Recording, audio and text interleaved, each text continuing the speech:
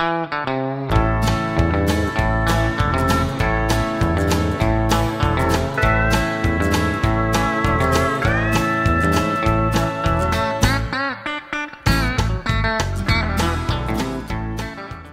are always surprised when I tell them I make my own chorizo, but living here in Paris, I really had no choice. Sure, you've got Spanish chorizo all over the place, but Mexican chorizo is what I was wanting on Saturday mornings with my scrambled eggs to make breakfast tacos with, or on top of my pizza. So one day I decided that I would try and make my own, and it's really so easy, so fast, and cheap also. So I'm going to show you today how to make your own chorizo, and you and your friends will be amazed.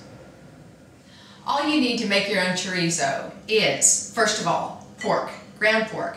Check it out. Right here I've got a really nice artisanal grind that I asked my butcher to do for me today, and you'll see that there is some fat in it. And we want a little fat because that's going to give the chorizo some flavor and some moisture. So that's item number one, ground pork. Number two, chili powder. Check it out. That is just the chili powder that you normally would buy to make your big old pot of chili before the football games on Sunday. So you add your chili powder to the ground pork. So far, so good. Number two, paprika. Now this is a paprika that I just love, and you don't have to use this kind of paprika if you don't have it. This happens to be, I'll show you, it's this little Spanish paprika, and it's very, very smoky. But there are other kinds of paprika. There is this one, which is, you can see, hot. It's also a Spanish paprika. Or we have the more sweet paprikas. This is a Hungarian paprika, and it is sweet and delicate, kind of like me. You can use any of these or the paprika of your choosing. It doesn't really matter. This is your chorizo. You can make it as hot, as smoky, as spicy as you want it to be or not. So this is the one I like. I'm going to go ahead and put that in there. The third thing that I use in my chorizo is Mexican oregano, and this is a little bit more earthy tasting than the Greek oregano, and when you buy it, it often has stems in it, so you need to be sure to pick through that, kind of crumble it up with your fingers, and that should release the stems, and just pick those out before you put them in the chorizo. So there you go with the Mexican oregano. This is just a little bit of garlic powder. This is my super secret ingredient, cinnamon, and it's just fantastic. I know it sounds weird, but it's really, really good.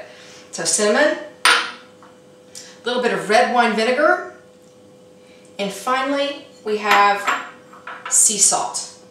So there you go. Now you have to use your hands. It's the only way to really get it all smushed together. So you take your hands, these are your tools, and you get on in there, and you mush, and you mush. And as you do, you can smell it coming together. Right now, I can smell the smoky paprika, and oh, I just got a whiff of the garlic, and yeah. Oh, there's a little bit of cinnamon there. So see, check it out. It really it comes together very, very quickly, and you will have orange hands like that, but it does come off. What I'm going to do right now is I'm going to make a tiny little patty, and we're going to test it for seasonings, and if it needs anything we'll add it at that point, but right now we're going to go over to the stove top and check it out.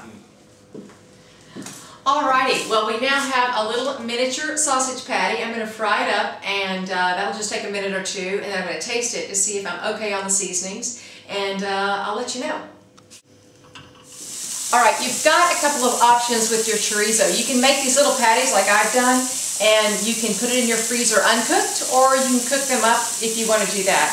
What I normally do is I go ahead and I cook all my chorizo up all crumbly and loose, so I can just throw it on top of a pizza or whatever. So let's try it right now. Let's see what we've got.